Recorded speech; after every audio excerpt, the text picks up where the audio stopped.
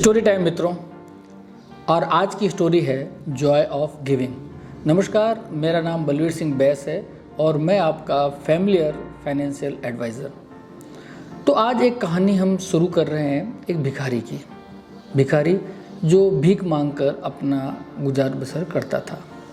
अक्सर railway station के आसपास गुजरने वाले सवारियों से वो भीख मांगा करता था। भीख में जो भी मिल जाए उससे उसका गुजर बसर हो जाया करता था।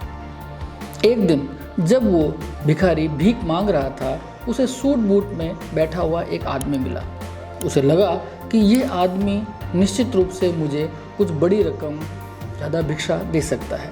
उसके पास गया और बोला, बाबूजी मुझे कुछ भीख दो ना। सूट बूट पहने उस व्यक्ति ने उसे देखा और कहा, क्या तुम सिर्फ मांगते ही रहते हो, कभी कुछ देना भी सीखा है?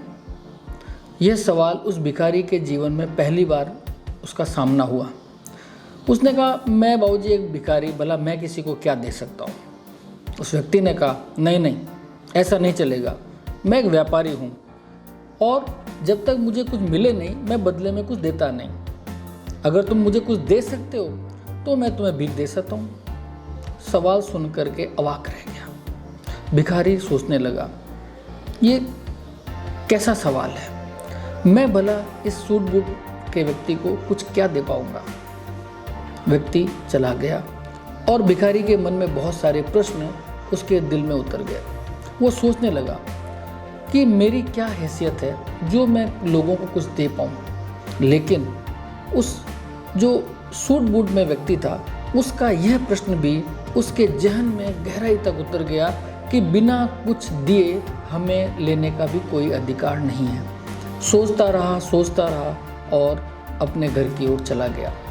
अब अक्सर उसके मन में यह प्रश्न कौंधता रहता कि शायद कहीं ना कहीं यही कारण है कि मुझे भीख में अधिक पैसे नहीं मिलते, क्योंकि मैं किसी को कुछ देता भी तो नहीं हूँ। लेकिन मैं एक भिखारी, भला किसी को क्या दे सकता हूँ?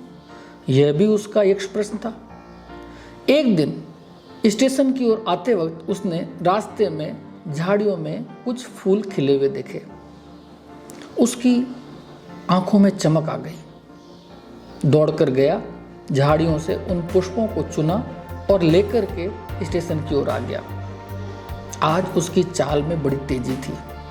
उसने जैसे ही स्टेशन पर जाकर के भीख मांगी और किसी ने उसे भीख में 1 रुपया दिया, उसने फौरन अपने थैले से निकालकर उसे वो फूल दिया। भीख देने वाले ने उसकी ओर आश्चर्य से देखा, मुस्कुराया और आगे बढ़ गया। आज तो कमाल ही हो गया। उसे रोज मिलने वाली जो भीख थी उससे कई गुना अधिक पैसा मिला।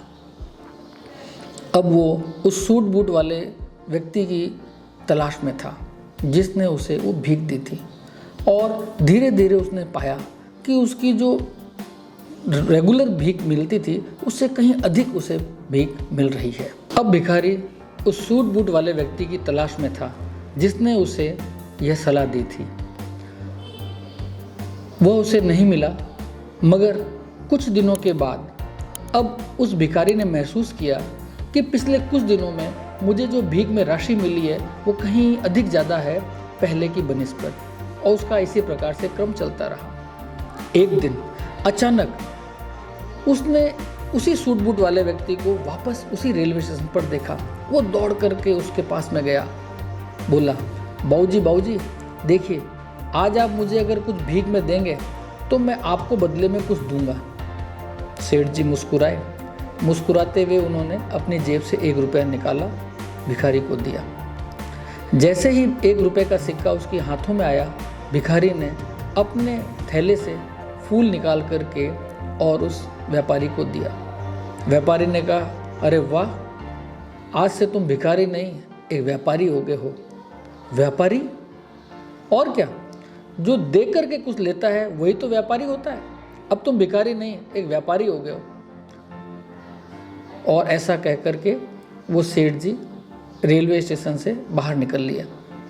भिखारी के कानों में ये शब्द गूंजने लगे, अब तुम भिखारी नहीं एक व्यापारी हो। जोर जोर से चिल्लाने लगा, हाँ, अब मैं भिखारी नहीं एक व्यापारी हूँ, अब मैं एक व्यापारी हूँ, अब मैं एक व्यापारी हूँ। लोगों ने देखा शायद आज ये भिखारी पागल हो गया है। और तेज कदमों से चलते हुए उछलते हुए वो भिखारी उस स्टेशन के पार निकल गया। कई महीनों कई साल तक लोगों ने उस भिखारी को स्टेशन पर नहीं देखा। करीब 3-4 साल का समय निकल गया। आज फिर उसी स्टेशन पर 2 सूट बूट वाले व्यक्ति आपस में टकराए। एक ने दूसरे से कहा, सेठ जी पहचाना मुझे? सेठ ने कहा, नहीं, शायद ये हमारी पहली मुलाकात है। सूट बूट पहने व्यक्ति ने कहा, नहीं सेठ जी, ये हमारी तीसरी मुलाकात है। याद है आपको, जब आपने पहली मुलाकात में मुझे बताया था कि कुछ देने से ही कुछ हमें मिलता है, और दूसरी मुलाकात में आपने मुझे बताया था कि मैं कौन हूँ। मैं भिखारी नहीं, व्यापारी बन चुका था, और आज आपकी दी हुई उसी सीख की वजह से मैं एक व्यापारी बन गया हूँ। जी हाँ, फूलों का एक छोटा सा व्यापार है मेरा। शहर शहर जाकर के मैं फूल बेचता हूँ, और आपकी उस सलाह से मैंने अपने जीवन को बदल दिया। अब मैं भिखारी नहीं, वास्तव में एक व्यापारी हूँ। मित्रों, जब तक हम अपने जीवन में अपने आप को जिस परिस्थितियों में रखते हैं वही बनकर रह जाते हैं, और जैसे ही हम अपने आप को समझ पाते हैं मैं कौन हूँ, मैं क्या हूँ और मेरा उद्देश्य क्या है, हमारा जीवन ही बदल जाता है।